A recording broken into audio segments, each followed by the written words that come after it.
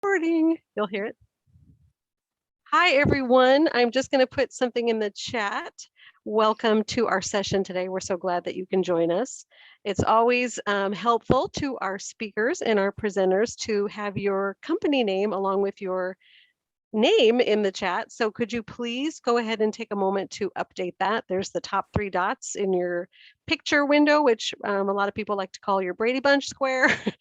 So take a moment just to update that and add your company name. Just do rename and then just add company name next to your name so we know where everybody is from, and Leslie can use that throughout the session. And so just in your picture, if you just go to the top right where you would look to mute yourself, you'll just want to grab those three dots, click on it, put rename, and then add your company name to your name. That would be wonderful.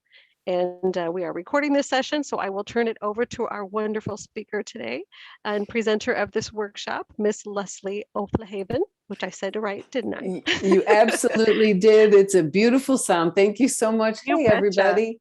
Thank you, Cindy. Welcome, everybody. We've got Rebecca and Frank. We've got Natasha and Sarah, Cindy, Tammy, Laureen, Matthew, Ruben. Hi, so glad to be with you this afternoon.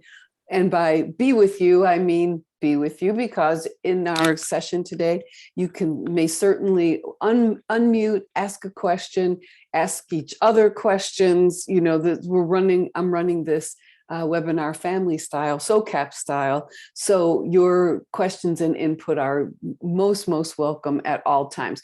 Of course, I'll invite you to use the chat in addition, but if you ever want to speak, please do. Don't hold your comments. Your voice is important, the most important. So here we go. Today's topic is how to write email in your company's brand voice. And I have a few questions for you about how familiar you are with your company's brand voice, where the rules of writing for your company are kept. And I'll show you some examples of brand voice guidelines and then some examples of emails. You know, the topic of the webinar focuses on email. And of course, we need to write in our company's brand voice in whatever channel we're writing in. If we're writing in social, if we're writing text, if we're writing live chat, whatever it is, we write in our company's brand voice. So while the examples I'll show you are all email, the advice about understanding the brand voice and being able to use it in communication with customers is the same across the channels. So this is the classic introduction slide. I believe all of us know each other at this point, and therefore I will just make my intro very, very short. I'm Leslie O'Flahaven. My company's called eWrite. My mission is to help people learn to write well at work. I'm a longtime SOCAP member, and this is the very funny looking introductory slide for a presentation I gave at a SOCAP annual conference in 2003. So we're at the 19-year mark here, and I'm so glad to be part of this SOCAP community. Over 2021 and 2022, I have done a long series of webinars for SOCAP. Today's is on the upcoming slide. There's a kind of a lane of webinars for frontline customer service writers like yourselves, and then another lane for leaders, team leaders. And on this slide, there's one more webinar to go in March. How to update your email template library without breaking the bank. That's on March 9th. And here's the webinar series we're doing, how to write email in your company's brand voice, here on February 16th. And the last one on March 16th is about replacing the usual tired customer service phrases. And of course, the topic for today and the topic for March 16th overlap a little. They influence each other a little. We need to replace the usual customer service phrases, the topic for March 16th, because they don't work very well with customers anymore. And also because many of those tired, sad old customer service phrases, like "we appreciate your patience," what we say when we have a gigantic email backlog. We appreciate your patience. That's probably not on brand either for your organization. So here's the first question I want to ask you, and you can answer this if you prefer to answer in the chat, that's fine. If you want to unmute, you can go ahead. Have you seen and do you use your company's brand voice guide? Because when I look at the brands you represent, I know your companies of this size have brand voice guidelines written down. Have you seen them? And do you use them in your work? And you don't have to be sitting in bed like this woman is with a white fluffy blanket. Have you seen and do you use your brand voice guides? And Cindy says, nope, I have not seen it. Natasha says yes for Champion Pet Foods. What about the rest of you?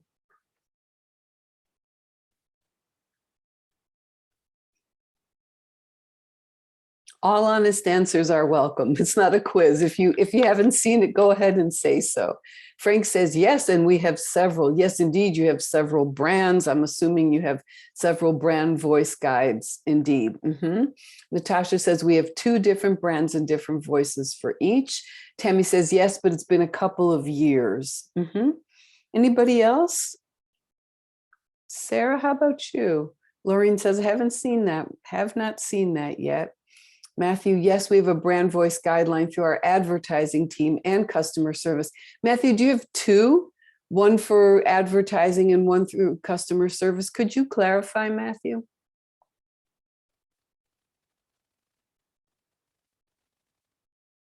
Sarah says we don't have a guide, but our voice is more informal on social media.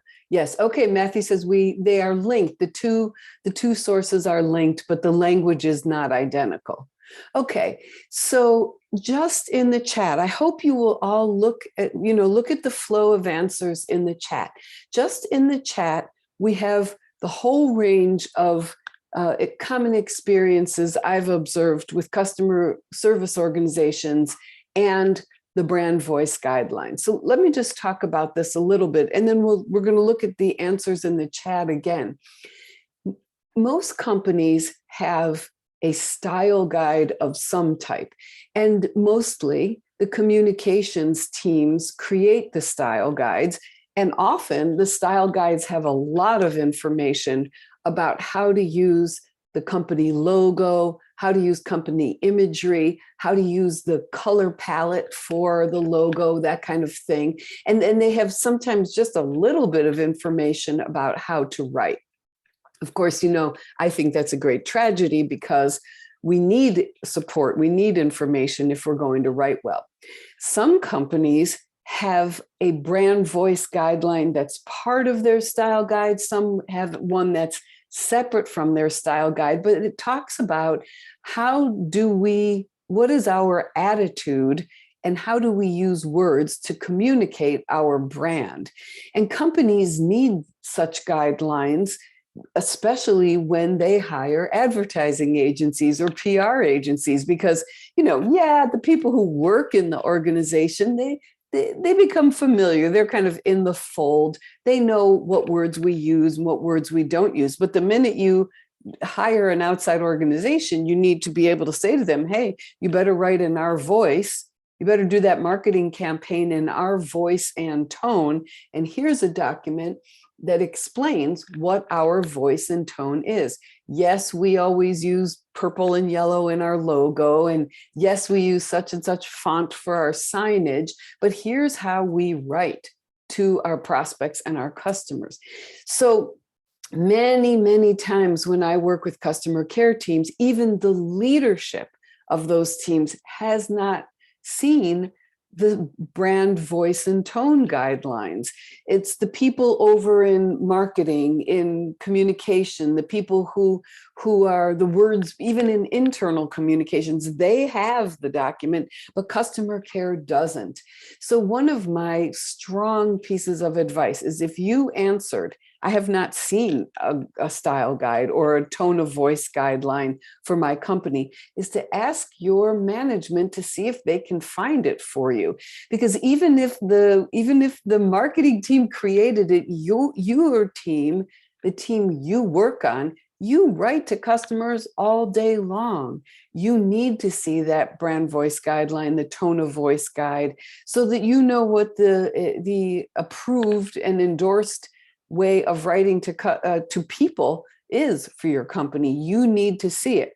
So if you look in the chat to see how our group's comments went, excuse me, Natasha has seen and uses the brand voice guideline, but Cindy hasn't. So at her company, folks need to share that brand voice guideline along. Frank has several he's managing, and the people who work for him are managing several.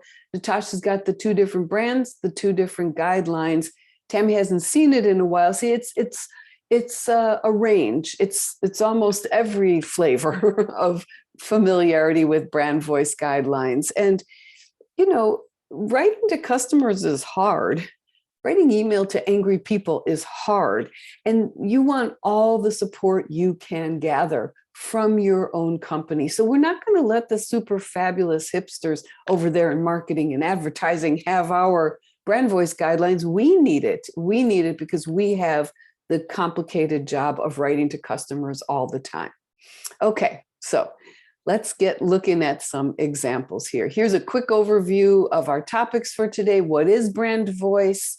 What happens if you're writing to customers not in your company's brand voice? Why you should use the guide. I think I've made the case there. I'll keep making it. And then which parts of an email are really saturated in an organization's brand voice and which maybe aren't, or they're kind of brand voice neutral. They're not all about the brand voice. Okay. So what is brand voice? You must think I'm just strange at this point, because why do I have a gecko on this slide? Why did I put a gecko on this slide? Anybody want to guess? You can unmute or drop it in the chat. Why is there a gecko on this slide?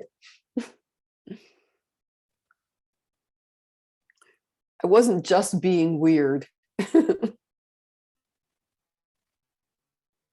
Any guesses about the gecko? Which brand am I trying to make you think of right now? Geico. There you go. Exactly. And the reason I wanted you to think of Geico for just a hot minute here is because Geico sells a service, a product, we could call it, that many, many other companies sell. And it has positioned itself far longer than all of the imitators as a brand that sells a serious product, but not in a serious way. And the brand voice for Geico is very familiar to us, and it's far less reverent or serious than many other brand voices. And so I just wanted to put you in mind of, if you worked for Geico, you would, and I know this because I have worked with Geico before, you would have explicit and easy to access brand voice guidelines on how do you write to customers who basically fell in love with your company over a gecko. People fall in love with a brand while they're being marketed to, and they either stay in love or fall out of love with a brand when they're receiving customer service. And what my thesis is for you today is that it's really dangerous to sound completely different to a customer after you have a problem in your relationship than you did when you were flirting with them. Marketing is a kind of business flirting. And we want the brand voice and the brand personality to be consistent from the point of business flirting to business marriage when a person becomes a customer to, business marriage therapy when we have a problem with the brand. The brand voice needs to be consistent. And that's why I wanted to put you in mind of a very vivacious brand voice and a very consistent one by giving you a gecko to look at. So what is brand voice anyway? Let's start with brand personality. Your brand has a personality that your customers experience through all of your advertising, through your imagery, a brand mascot like the gecko is part of the imagery, through your logo and the color palette you use, through the packaging. All of these components affect or accumulate to convey a brand personality. When your company uses words to convey its brand personality, we call that brand voice or brand voice and tone.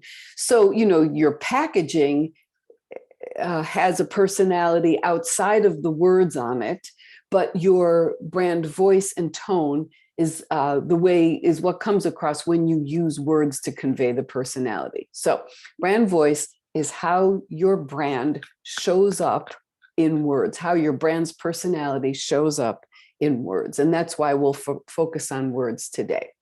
So here's a screenshot of Mimeo's homepage. I don't know if you know this company, Mimeo. They're an online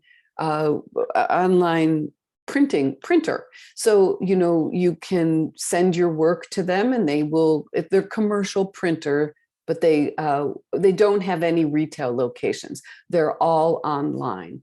So so you can see what the colors look like. You can see what the kind of flow of the design looks like. I wanted you to be able to read these parts easier.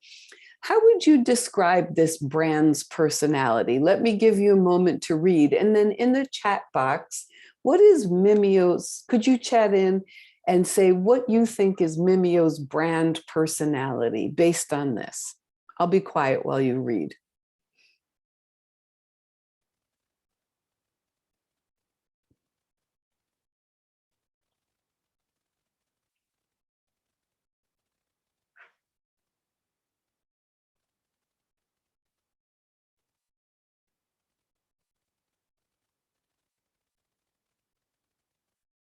Okay, how would you describe the brand personality? You can pop it in the chat or you can unmute if you'd like. Natasha has given 3 adjectives. I'm sure Mimeo would be thrilled. Professional, reliable, clean. I'm sure they would be so happy. What about others? When you see no matter your specialty, Mimeo gives you time back to do what you do best. How would you describe Mimeo's personality? Natasha called them professional, reliable, and clean.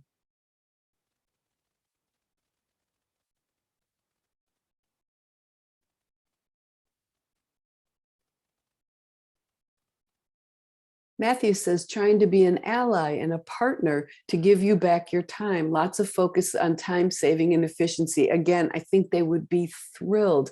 I agree. There's a "we're here for you" kind of a personality. Great. Sarah says, easy to use and work with. Flexible. All right. Excellent. That's come up more than once. And Frank says, supportive and a partner. So there's, and Tammy, that's interesting, Tammy. Tammy said serious and dependable. I love it that you introduced serious into our discussion, because if we could put the Geico gecko on the far end, playful. They're playful. This brand is not playful, certainly not on this homepage. And I think the contrast, it's sometimes easier to see a brand's personality when we see it in contrast. So this is a more serious brand.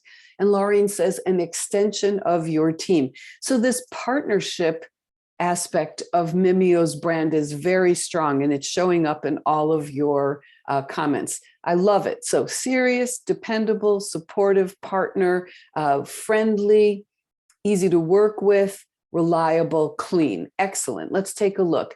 Now, this is a photo I took in my own kitchen table.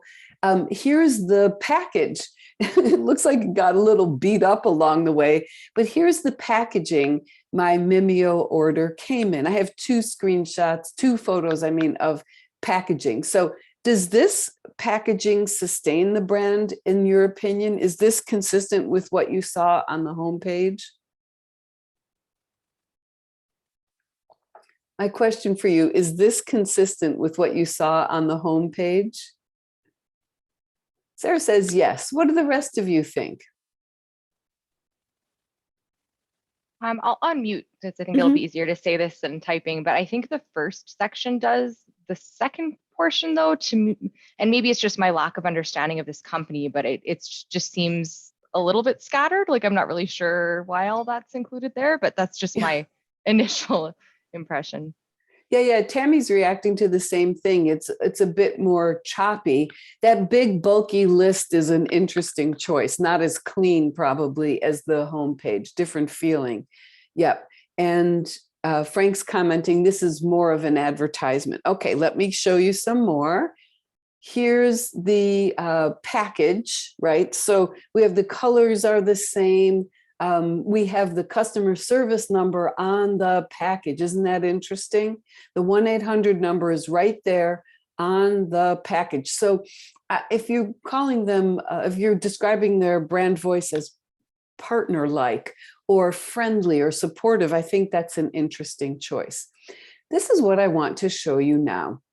Here's an email I received from Mimeo when I made a complaint about one of the orders. It was not in good shape when I got it. So let me be quiet while you read. And what I want to ask you to notice is the email written in the same brand voice, especially the voice that we saw on the homepage. I'll be quiet now, use the timer on my iPhone, and you go ahead and read.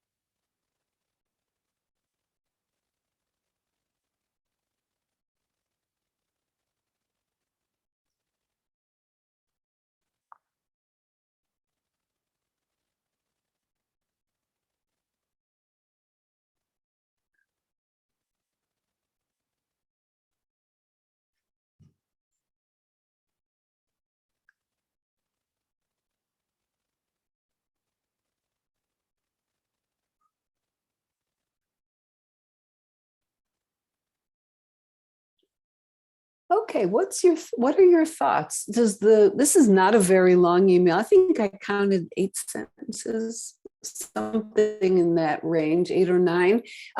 What do you think? Does this sound, is it written in the same brand voice as the one we experienced on the homepage? What do you think? You can unmute, chat in your preference. It sounds like a legal brief. Why do you say that? It's very like if I looked at this, it looks like somebody from the quality team, not customer service, wrote this. Wow, that's such a real world distinction. Which words are you reacting to? Why does it sound like the quality team They wrote launched it? an urgent discovery process, the root cause, path to resolution, which I don't think they resolved your issue if you have damaged product. Well, I love the way you analyze the wording. Really, a friendly partnering brand does not refer to a root cause. That's not friendly partnering brand language. And let's see the comments in the chat. I think folks are saying the same thing. It's total quality speak, says Cindy. What do the rest of you notice? Is this written in the same brand voice as the homepage? It doesn't seem quite as helpful, I guess, to keep it simple, but I would have liked to see them address you and address what the issue was in this email so that you had a full picture and a little bit more personality. You mean my kingdom for 2 words, dear Leslie, right. Okay, Rebecca says this is an auto reply without a salutation and there's no empathy. Let's see, is that true? You're right. There's no empathy. There's no empathy at all. So auto replies need to be written in the company's brand voice also. And it's certainly possible to do that. There's no given auto reply voice. You can write your auto replies in your company's brand voice. So we agree, most of us agree, this is not written in the same brand voice that we saw at the beginning when we looked at the homepage for Mimeo, okay? So now I want to turn to you as customer care professionals. What is the problem with having one brand voice on the homepage and writing this way in an email? Now, this is particularly stiff writing. This is not such great writing altogether, but I'm not actually asking you that. I'm asking, what's the problem with having two distinct voices? Why is that a problem? Because you're not aligned with your marketing. Okay, keep going though, Frank. Why is that a problem? You're right. Why is that a problem? It makes you look disingenuous, right? You're saying you're going to be helpful and do all of this, and then and they do that, they take your money, they're very happy, but when there's something wrong, you get this, and it's a whole other personality. Okay, so you look dishonest, right? You look disingenuous. That was your word. Who else? What's the problem? I mean, actually, they credited the shipping, even though they're blaming UPS for the problem. And they stand ready to extend their highest level of quality control for me next time. What can anyone else put a point on this? Why is it bad for the company or for the customer service operation to sound this different from the homepage tone of voice? I think there's a lack of consistency, and expectations from that customer. They, like, when I, go to McDonald's, like, I expect the same level of service and know what I know what to expect. So there's a disconnect here with a difference in voice. Okay, what should I expect from you, Mimeo? Who are you to me? What should I expect from you? That's a good point. That's a good point. Anybody else? What's the problem? Because, I mean, we could bust out a whole bunch of welcome to the real world kind of comments. The customer care team is protecting the bottom line. We sometimes write in kind of a firmer, less friendly tone, because writing in a very friendly tone could be quite confusing to customers who are trying to get over on us, this kind of thing. This is the pushback that I often hear. Anybody else want to comment on the problem with sounding like two different creatures? Okay. An off-brand voice, like we just saw here, this disconnect makes people difficult to serve. And I want to talk through this a little bit. In the marketplace, you sound like this, right? I'm friendly, I'm hip, I'm modern, I'm relaxed. And in customer service, you sound like this, right? They both have hats, but they don't sound the same. This causes problems. And like most things, the problems that this disconnect between marketing voice and customer service voice cause, these problems fall on customer service. They're not born equally. The problems aren't born, the pain isn't born equally across the company. It falls on our shoulders. So when we don't sound the way marketing sounds, bad things happen for us. Let me talk through a few of them.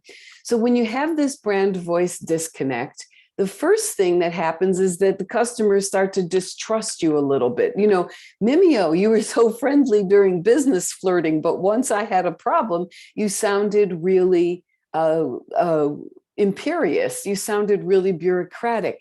And when customers don't trust you, even just a little bit, they become more skeptical. They become more argumentative. For our work, skeptical people and argumentative people take more time. They're more likely to stay on the phone longer. They're more likely to write back. They don't accept yes as an answer even. They push back. So when you don't sound like who they expect you to sound like, people get crabby. And crabby is slow. It's slow for us. The next thing is when people get an off-brand, therefore somewhat less pleasant response via email, they're more likely to go answer shopping in another channel. And in our chat, I'm sorry, I forgot who said it in the chat, but the comment was, in social, we're more casual. So really, ideally, you should sustain your brand voice across all channels. Yes, in social, we are often a little less formal, but that just speaks to the importance of being on brand in email. Because if you sound like a bone dry lawyer in email, but you're fun over in social, then customers are going to go to social, which is fine, but they may go there after they've tried you in email and really didn't like the experience. Now you have 2 contacts or 3 contacts on the same issue. So when email's not on brand, people hop around and channel shop, but that's not good. The brand voice disconnect hurts customer loyalty, because if you're just not any fun to be with, or if you don't sound like you did during marketing, the chances are that customers aren't going to be as loyal. Now, as customer care, we have a lot of concerns in addition to customer loyalty. There are lots of teams in the organization that are involved in retention and loyalty, but we don't want to do anything that harms loyalty either. Okay, so anything else you want to add to this list? Are there any other costs of a brand voice disconnect that I didn't list here? Maybe your company has experienced them.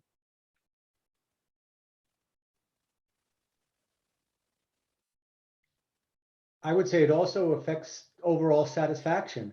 I Mm, mean, even now today, when we do our satisfaction surveys, the lower of our survey numbers are in email, because it's harder to bring that voice as it is if you were on the phone or in a social setting.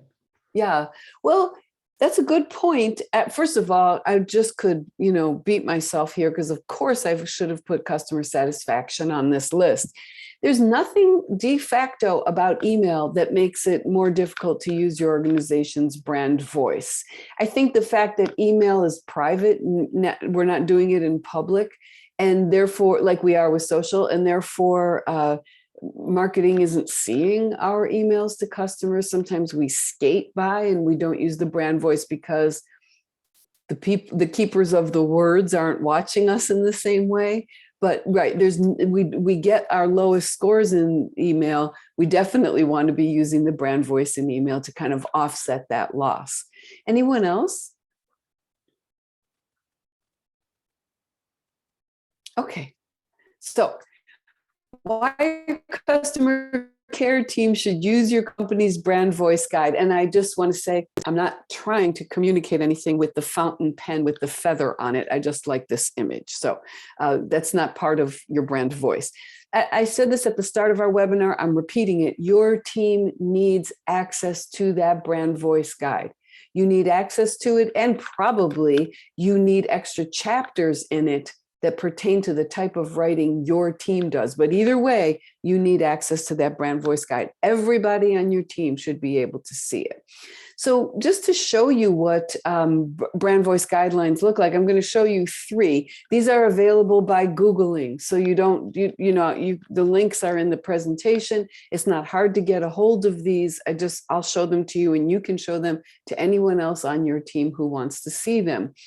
Companies that care about brand voice publish guidelines on it. If you want to control or support employees' behavior to do the right thing, namely write in the brand voice, you have to publish brand guidelines. No company can say, just try to write like we're supposed to write without showing you what that is. So here on the screen, I have 3 examples. One is out of date, but still publicly available and quite interesting. On the left, with the big word right, this is Velux Windows tone of voice guide. On the lower right-hand corner, this is the tone of voice guide for Monzo. Monzo is a banking app, and it's based in the UK. So I gave you a little screenshot of the banking app. They also have credit cards. In the upper right-hand corner here is Skype's brand voice guide. That's the one that's out of date. But the information that I'll show you is interesting to look at. So, and it's still available. Skype itself hasn't pulled it down. Does somebody have a question? I heard a little nope. Okay, so let's take a look at the kind of advice that these corporations give to their employees in their brand voice guide. So here's a screenshot from the Skype tone of voice guideline. And I think when you see this information, you can easily see how useful it would be to a customer care team. On the left, they describe the tone of voice. It's unique. It's built around users, plain speaking, and human. Our products are always explained in the simplest terms. That is useful advice for people who write to customers all the time. Humor is an important part of the Skype voice. Right there on the left, that's permission to use humor. Now, we're not going to use humor and say, isn't it funny that Skype won't load in your corporate account? That's just silly to do that. But you're given permission to use humor over here by the brand voice guidelines. I was showing you pages 26 and 27. Now I'm showing you pages 16 and 17. So this is really useful advice, and many brand voice guideline documents have basically a 2-column table like this: words we like, words we don't like. So Skype is telling people, use calls, don't use telephony, don't use voice over IP, don't use peer-to-peer. These are the kinds of insider language that we use. Don't use that when you communicate with people. This is really, really important endorsement for using simple language. So the keepers of the brand voice want you to use simple words like share, free, whole world, and not complicated technical terms. Here is Velux's brand voice guidelines, and this is quite detailed. In fact, they have, if you ever go and look at this online, they have a downloadable PDF and they have the same information as web content, so you can access it either way. In their brand voice guidelines, for example, they give the anatomy of how to write a social media post. Now, I'm showing you this because the social media posts we're looking at are for marketing. But we know, people on this webinar, we know customer care folks are writing on social media all the time. So a lot of my work involves writing an addendum to the marketing team's brand voice guidelines for customer care. So how do you write a social media customer care response? We would want this level of information. This is really helpful. Why? We're not second-class citizens. We're not Cinderella over here sweeping out the fireplace. Give our team guidance like this also. Okay. Here is, they call this a brand voice analysis tool, Velux did. This is all from the Velux brand voice guidelines. And what they want to show is that our brand personality, we are personal, and therefore we can kind of measure our draft response. To a lesser extent or to a greater extent, have we been personal in what we've written? This is kind of like a QA tool for a draft response.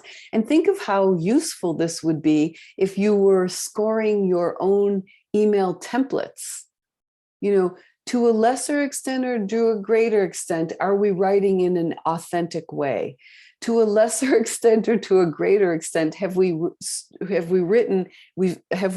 strived to be simple? Think about that Mimeo email. That was not simple. We'd have to get we get a 1 or a 0 on the little score here. Lesser extent, greater extent. So this is a very interesting way to grade or evaluate your own writing. Okay. I'm going to show you the last one, then I'll take a deep breath and ask if you have any questions. Here's Monzo's tone of voice guide. And, this one is entirely online. It's not downloadable as a PDF. They have the Monzo tone in a nutshell. We use the language our audience uses. We're positive, focused on what matters, and we're transparent about what we're doing and why. Okay. And in their guidelines, here is a real life, actual customer service response.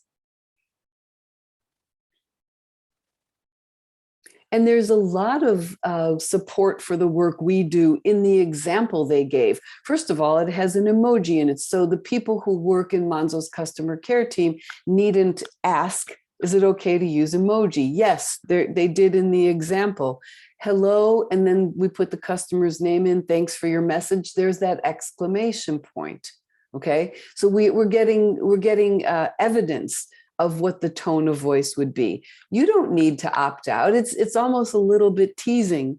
You can choose which services you opt into. Okay, so this is one of the rare corporate examples that also includes a customer care example for your review. Okay, so I'm going to be quiet for a moment here. Do you have any questions or comments about the brand voice guidelines examples I've shown you?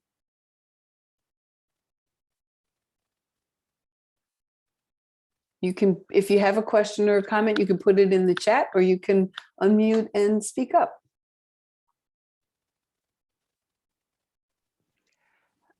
Hi, Leslie. Mm. So if your company doesn't have a guideline in place, how do Mhm. you create one?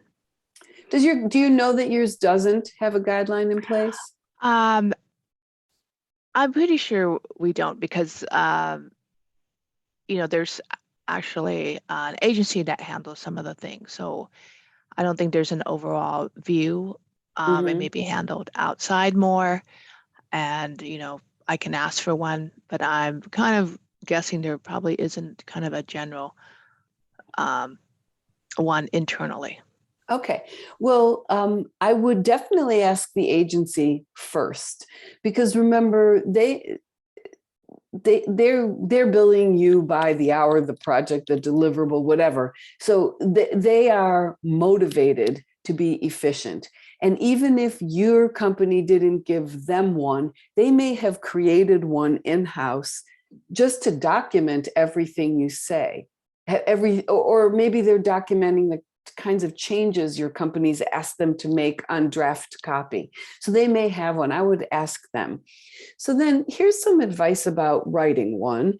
First of all, you go look at the ones I'm sharing and go look at, there's so many of them available publicly. They're not hard to find. It's kind of moving, in fact, how willing companies are to let other organizations see their brand voice guidelines. So go look at them. And if you want me to help you, I could probably pull together a list of 20 of them for you to look at and just start to see what the table of contents looks like. What topics are many of them covering?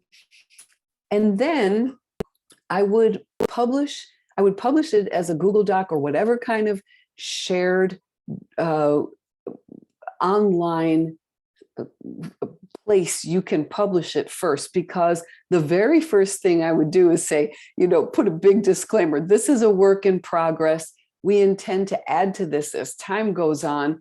We're launching it, whatever, April 1st here, but it will get bigger. And then start to add the topics that you wish you had. For example, how formal are we? That would be one topic you could cover. Which brand words do we need to use? A classic example is, what do we call the seat that can lay down in first class in an airline? Every airline that has one of those seats that goes completely flat has a branded word for it. So, and lots of times those words have weird capitalization, or they're not spelled conventionally, that kind of thing. So what are some branded words? That would be a section that we have to use. Is there anything our brand never says? These tablets will cure your headache. We never say cure your headache. We say fix your headache. That would go in the style guide. And just start to gather up basically the way we want to do it and the way we shouldn't do it as you go along. The perfect is definitely the enemy of the good when you need a brand voice style guide. Having no guidelines makes your work too difficult. So even if you have just some guidelines, it's worthwhile. Anyone Thanks. else? Yeah. Anybody else? Okay. I got a little passionate there. Whew, that was intense. All right. can you give me an example or give us an example right now? What do you wish you had some brand voice guidance on for your emails? You're like, I'm dying for some guidance here. You can put it in the chat. If even if you have brand voice guidelines, they may be lacking in some ways. What do you wish you had some guidance on?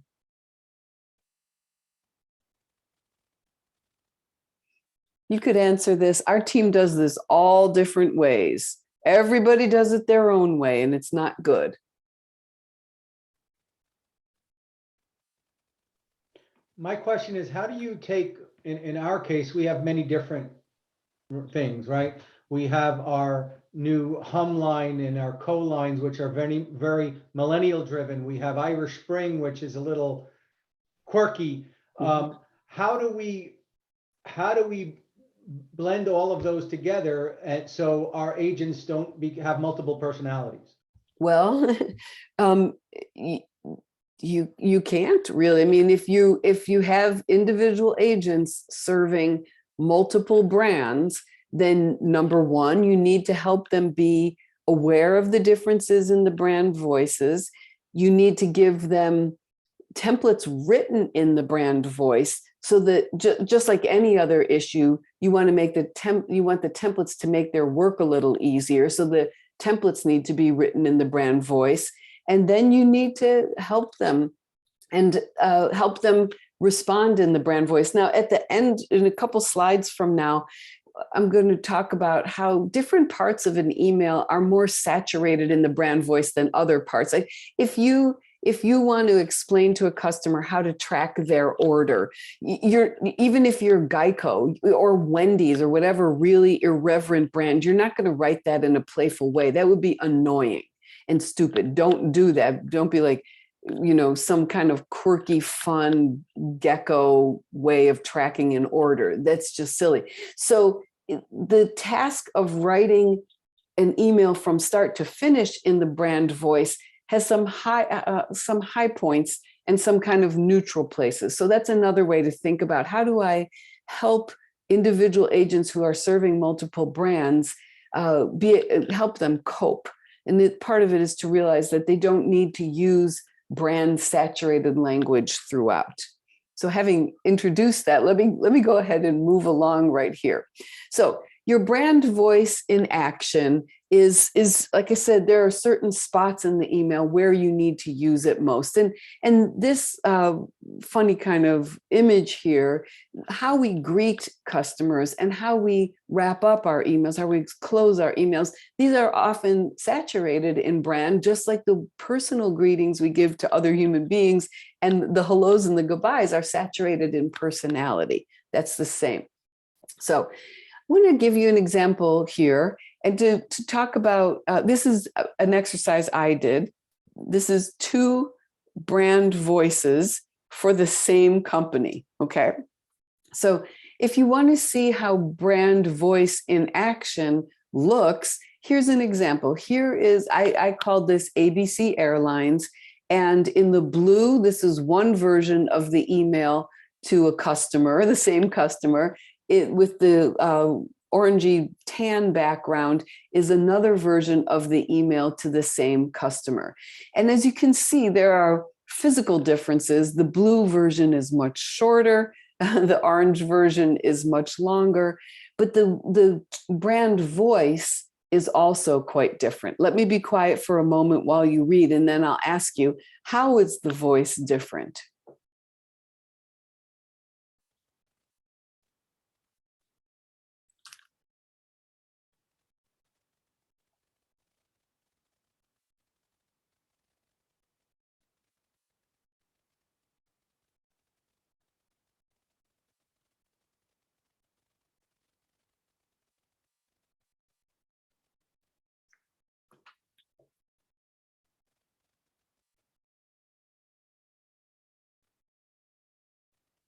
What do you notice? How are these 2 voices different? Actually, which one? Let me ask you a different question. Which one do you prefer, blue or orange? You can put it in the chat. Which email do you prefer, blue or orange?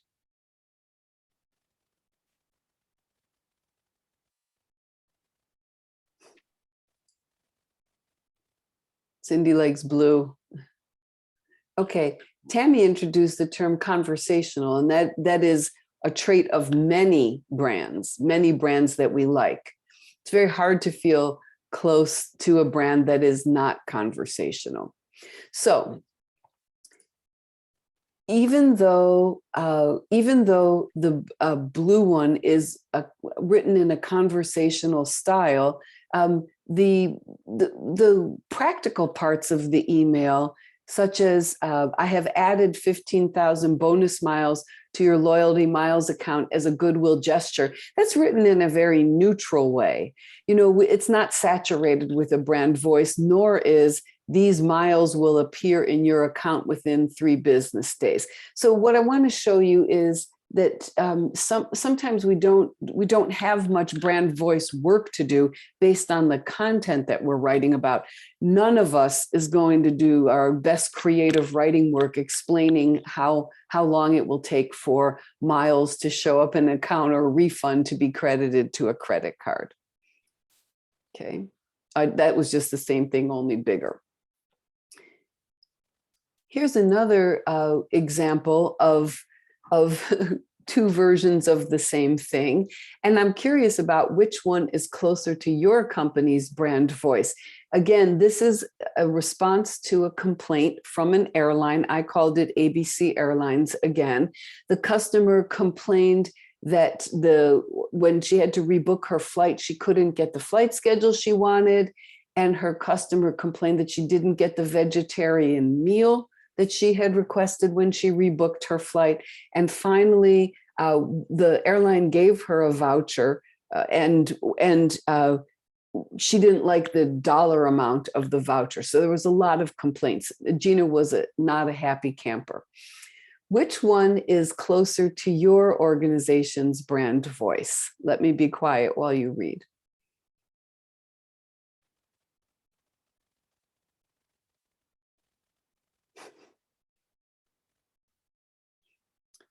I think I see 6 letter B's, but 1, 2, 3, 4, 5 letter B's. Okay, there's the 6th. All right. So is version A, do you like version A? Do you like it? Yes or no? Do you like version A? No, no, no, no, no. Okay. Can anybody give a kinda? I kinda like it. No, too comfortable for the situation, said Frank. Okay, all right. So this is really an interesting comment, because if the company's brand voice is actually, if the book on brand voice says that we write in this kind of casual way, we may have to separate the heavily brand voice influenced parts from the parts where we're apologizing to the customer, because sometimes the brand voice and a sincere apology don't match. Okay. There are lots of brands who write in a voice as casual as version A. And there are brands that start out like, wow, or I'm working with a brand right now that would find version B way too formal. So the level of informality is not uncommon at all. It's hard to pull it off when they address the voucher, which is in the 2nd paragraph. Sorry you feel insulted by the voucher amount. However, an upgrade is not going to happen. That is maybe on brand at some level, but it is not coming across well in this email. It's coming across as insulting or as flippant. The wording, what I can do, is fine. The sentence before it is not going to work, is going to cause angry emails. And we're going to have an angry email about our email writing style, and we never want that. So the parts of your email that are not as influenced by brand voice and there are parts that are influenced by brand voice. So here are the parts that really are saturated in your brand voice, how you greet and close in your email. So for example, 2017, I worked for Hawaiian Airlines, and they start their emails aloha, Leslie, and they close it off with mahalo. And the greeting words are deeply saturated in the brand identity of being Hawaiian, to the extent that if you don't know what aloha and mahalo mean, Hawaiian Airlines actually okay with that.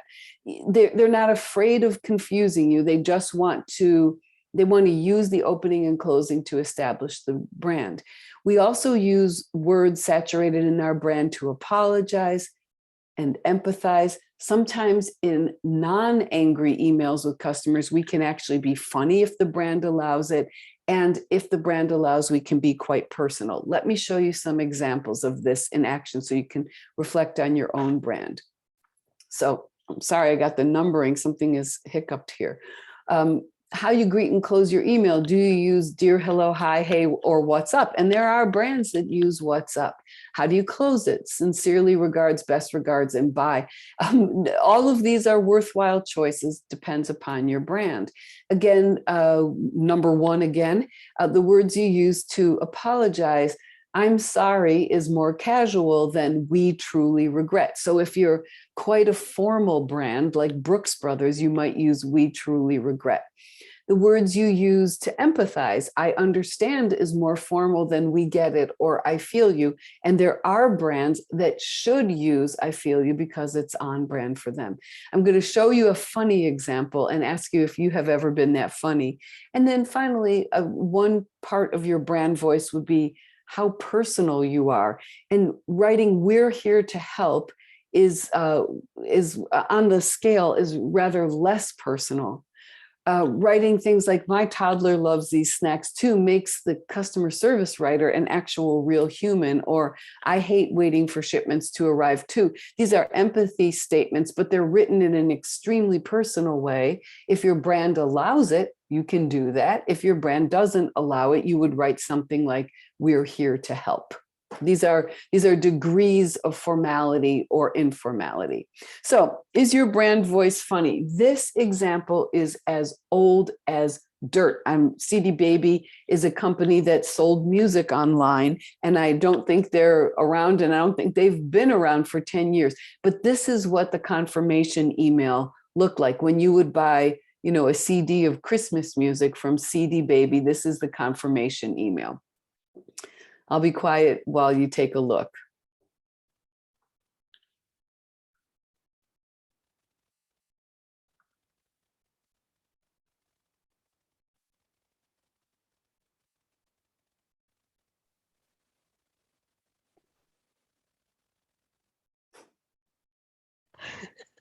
You like it? Yeah, look at that. You had me at lit a candle and the hush came over. I know. Can you put in the chat, did this make you smile? Yes. Yeah. Others? I'm going to watch that chat and see if anybody said no. Yes, really fun. Okay, good. So far, everybody's saying yes. Okay, love it. Yeah, so there's, of course, this is not a response to a complaint, and we don't want a goofy, silly response to a complaint. However, they have set this tone and they would probably sustain it even if you did have a complaint. Lorene says that is the best. I think this might be circa 1998. This is really old, and it is charming. I do have to say, I haven't used this example in a presentation in a while, and I did not feel as smiley when I read the third paragraph and I was getting ready to put this in my presentation today. Why is this packing specialist from Japan? What's that all about? It's just weird. And anyway, I'm not of Japanese ancestry, and I'm thinking, well, why is the packing specialist from Japan? So it highlights the irresistibility of humor, but it also highlights the risk. There is risk. And if your brand voice allows for humor like this, you want your leaders to give you brand voice guidelines so that you can make sure you don't misstep, or do your best not to misstep. Our packing specialist, let's take out from Japan. That's not part of why this is funny. I think that's just weird. Okay. Agreed. Yeah. Yeah. So to wrap up, you don't necessarily you don't need to sustain the brand voice in every sentence in your email. There are parts of your email which need to be on brand and others don't really. You do not have to do this brand voice and tone work yourself. This should be something that the people who are the keepers of the words and the keepers of the brands in your organization help you with. And if you will write your customer communications on brand, you'll reduce some of the friction we talked about, that I talked about earlier, the friction with skeptical customers, low customer satisfaction scores, and especially with channel hopping and repeat contacts in different channels. And with that, and with exactly 0 minutes to spare, but many minutes to offer, does anyone have any questions or comments? Anything you'd like to say or ask? Yeah, I have a question, because we are actually going through looking at our letters now. We're moving to a new system. We want to clean it up and all of that. And when you're developing these systemically, do you actually create the whole letter top to bottom, or do you utilize paragraphs that you can, use like a menu and populate to make your own letter each time? Because, there is the information of it, and then there's the personalization, which can be different. So I just wanted your experience on, when developing these, are you looking to have individual templates, or do you have special, would you set it up with the paragraphs that you can then build letters? Yes, it depends a little bit on the writing skills of your team and the types of inquiries that come in. If you have, let's just take a negative example. Let's say you have a pain point, and the pain point is a very popular product is out of stock, okay? And it's been out of stock, it's going to be out of stock. In that case, you might as well write what we'll call a soup to nuts template, everything from the greeting to the closing, because the problem is simple and discrete, right? So when's this going to be in stock? Let's let our customer service agents have a whole response with no customization, so they can answer that question. And it would be written in the brand voice, and they would have to do very little work to use it. But lots of times, lots of organizations, all those airline examples I was showing you, the customers, their problems aren't uniform enough to make it worth writing a template that goes from soup to nuts, from greeting to closing. In that case, we need paragraphs.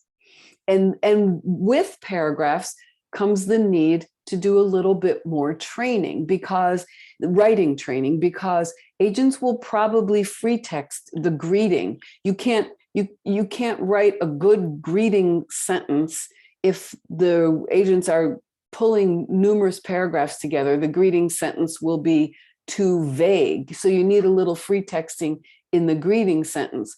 They may also need to do a little free texting to make sure those paragraphs play nicely together. Because if you drop in 3 or 4 paragraphs, there may be some inadvertent overlap if they're templates. So the answer is, it depends on what type of issue folks are usually writing about. Is it usually a single issue? With problems like product quality, I bought these crackers and every one of them was crushed. We could kind of hope that we're going to do a product quality response alone, but then sometimes loyal customers are going to also add, and I can't find my other favorite food in my grocery store, and now we need the paragraph. So if you have a topic that's representing a huge bulk in your contact volume, you can probably do a full template, but most likely it's going to be paragraphs. Anybody else? Any other questions coming to mind? I'm wondering, how do you balance when you're trying to handle a complaint, and but you got to be careful not to get into legal matters, I guess, in some ways. So how do you balance it being friendly and still somewhat protecting, in that sense, protecting from on the brand side? Yes, you make sure that the opening and closing are friendly. And if you feel that being too friendly, like let's say your brand voice means that you greet, hey, what's up? Like that. And you're like, wow, that's a real disconnect with what I'm about to tell this person. You can crank the brand voice friendliness down a tiny notch, but then write more sentences of connection, even if it's not exactly in the brand voice. When you have to shut someone down for legal reasons, build them up in other ways. So if you're worried about being friendly and you don't want to give the wrong impression, be a little bit less friendly in the greeting, but then write 2 sentences in the first paragraph. Thank you for contacting us about fill in the blank. I'm glad to review this question because it hasn't come up recently, and I want to make sure you get a detailed answer. Like you're writing a little bit more because you know that for legal reasons, you're going to be giving something of an oblique response to their actual question. So if the brand voice is going to confuse the issue, just remember that you can usually alter the brand voice by degree without harming the brand voice overall. You can alter it a little bit by degree. Thanks. My pleasure. Anyone else? Any other questions? No, I think people are having to drop now, Leslie. Indeed. That was nice of you to Indeed. take a few more questions. Thank you so much. Okay, well then I'm going to say goodbye for now. I hope I'll get to see you next month. And of course, if you have any questions and you want to review anything, you can certainly contact me directly. I'm glad to look at your templates and help you get started on that brand voice guide. Awesome. And Leslie, we'll send out the presentation, correct? Indeed. Mhm. Okay, good. And I'll send you guys survey just to give some feedback, as we really appreciate that. And we very much appreciate your attention and participation today. Thank you so much, everyone. Thank you very much and have a great afternoon. Yep. Take care, everyone. Thanks, Okay, bye-bye. Leslie. Thank you so Bye, much. everyone. Bye-bye.